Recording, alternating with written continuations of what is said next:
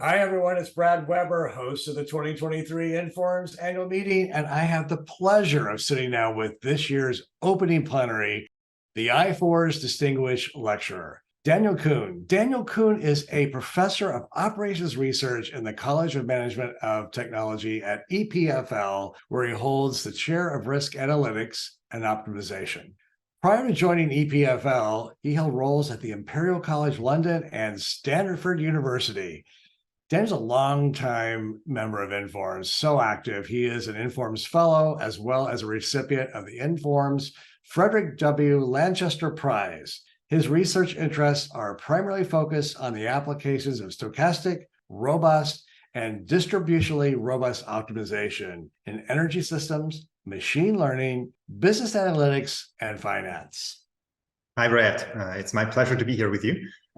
Well, we are thrilled. So tell us a little bit more about the research you do and how that became a focus of your career. So in one or the other form, all of my research is related to optimization under uncertainty.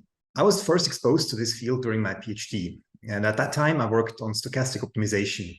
That is, I studied optimization problems under uncertainty, where the uncertain problem parameters follow a known probability distribution. Now, such problems are very hard to solve if the probability distribution is continuous.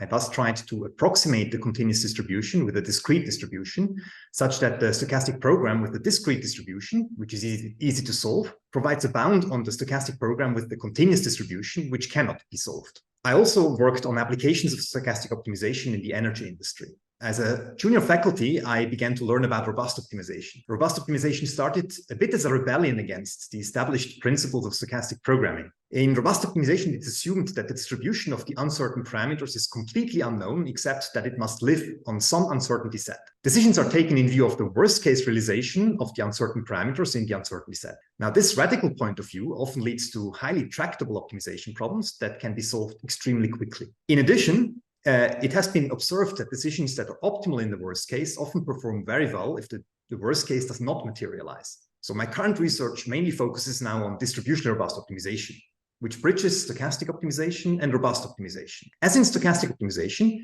we assume that there is some distribution that generates data. However, we acknowledge that we do not know this distribution precisely. Instead, we only know that it belongs to some uncertainty set of distributions consistent with our prior structural and statistical information. Much like in robust optimization, decisions are then taken in view of the worst-case probability distribution in the uncertainty set. So perhaps interestingly, the techniques that are nowadays used to analyze distributional robust optimization problems are similar to the techniques that were used 20 years ago to study the stability and the approximability of stochastic optimization problems. So I want to, there's so much there, and I can't wait to hear your plenary. I want to talk about that in a second, but I want to kind of back up a little bit and ask you about your relationship with INFORMS and how did that first begin, and how has that relationship grown over the years? You've obviously won a lot of recognition, a lot of awards, but how did you begin your relationship with INFORMS, and how has it grown?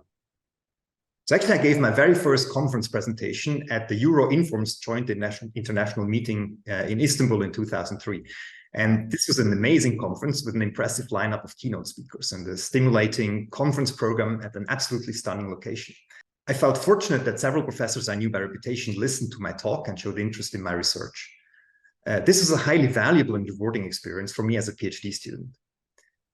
Thus, I started off with a very positive image of INFORMS. Needless to say that as an author, I always feel extremely proud if I manage to publish a paper in one of the highly reputed INFORMS journals. So over time, I started to engage more actively with INFORMS. For example, I served as a reviewer or co-chair for several INFORMS board committees, and I was given the opportunity to serve as an associate editor for the INFORMS journals Operations Research, Mathematics for Operations Research, and Management Science. And since 2018, I also serve as an area editor for Operations Research. Wow, you have certainly done a lot, and we certainly appreciate you and everything you've done for INFORMS and for all of the members. So as we move and talk about the actual event coming up in Phoenix, Arizona, can you, without giving away too many secrets, can you tell us a little bit more about your plenary and what you're going to be talking about? Certainly. So I actually plan to talk about distributional robust optimization. And on a high level, I will thus address decision problems under uncertainty where the probability distribution of the uncertain problem parameters is itself uncertain. And in layman's terms, this means that the decision maker is uncertain about the frequency with which certain potentially harmful events will occur. If you think about it, that is a perfectly realistic situation. If a company launches a new product, for example, they basically have no clue about the distribution of its demand. So my good friend Bart van Parijs once aptly said that probability distributions are like mythical animals. Everyone speaks about them, but nobody has ever seen one. In my talk, I will argue that if you face a decision problem under uncertainty and are uncertain about the relevant probability distribution, you may be well advised to search for the best decision in view of the worst possible probability distribution, consistent with all the information available to you. So this means that you should indeed solve a distributionally robust optimization problem. Now, a main focus of my talk will be on dynamic decision problems or control problems, where the information available to decision makers changes over time. And this necessitates a chain of recourse actions that are difficult to plan in advance. In particular, I will show that an important class of distributionally robust optimization problems or control problems are actually solved by linear policies and are efficiently solvable, even if there are imperfect state observations, which means that state estimates must be learned dynamically over time. So we're going to switch it up a little bit.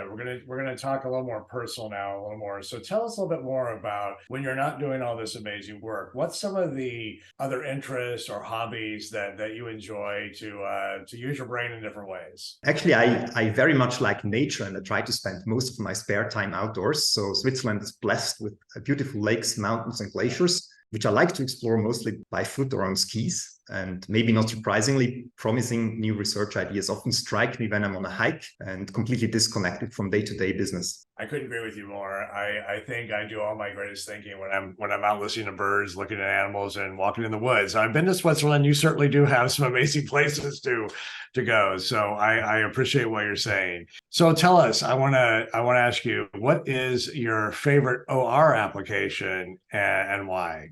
So actually what I mostly like about OR, and in particular about optimization, is that it can be applied virtually anywhere. But at the moment, I'm particularly excited about an application of robust optimization to vehicle-to-grid. Vehicle-to-grid is the idea that plugged-in electric vehicles could be used to sell frequency regulation to the electricity grid.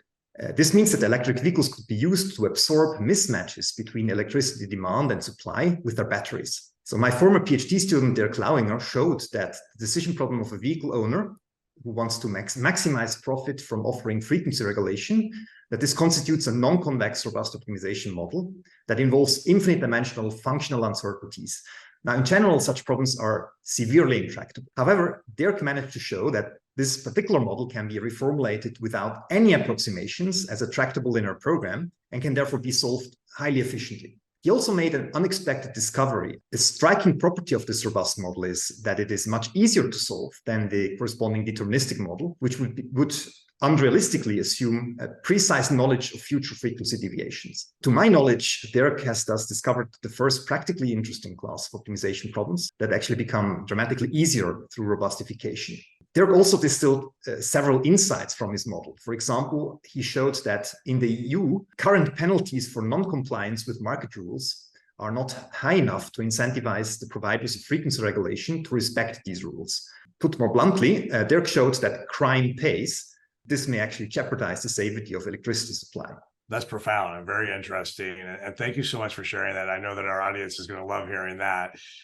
Totally going to change it again. Let's talk about vacation. So what is your dream vacation? Have you already had it, or is there something on your list that you're looking at for the future? Actually, I honestly think that summers in Switzerland are amazing. And if the weather plays along, it is just fantastic to travel around, enjoy the fantastic nature. Your location where you live was my dream vacation. I went a few years ago and I had an amazing time. So you are very fortunate to live in such an amazing, beautiful place with so many amazing people. Let's talk about TV for a little bit. Everybody binge watches. Everybody likes to watch lots of series and shows. Is there any series you've been watching that wish never ended, or what's been some of your favorites on TV series? There are many that I like, but a particular one maybe is the British sitcom Yes Minister from the 1980s, which is about a newly elected minister who struggles to implement his ideas because they're constantly sabotaged by the civil servants. And another one that I like is Fawlty Towers, absolutely iconic. That is absolutely one of my favorites. And I always like to throw some Monty Python in there back in the day too. So those are great. Well, I have to tell you, it has been such a pleasure talking with you today. I know that this is going to spark so much interest and people are going to be very excited about your plenary. Thank you for sharing some personal aspects with you. And thank you, all that you do, not only for Informs, but what you do for the world as a whole. I mean, your research and the work you do is so, so important. We look forward to seeing you at the annual meeting. And thank you again for your time today. Thanks a lot. And the pleasure was completely mine. And I very much look forward to an inspiring conference.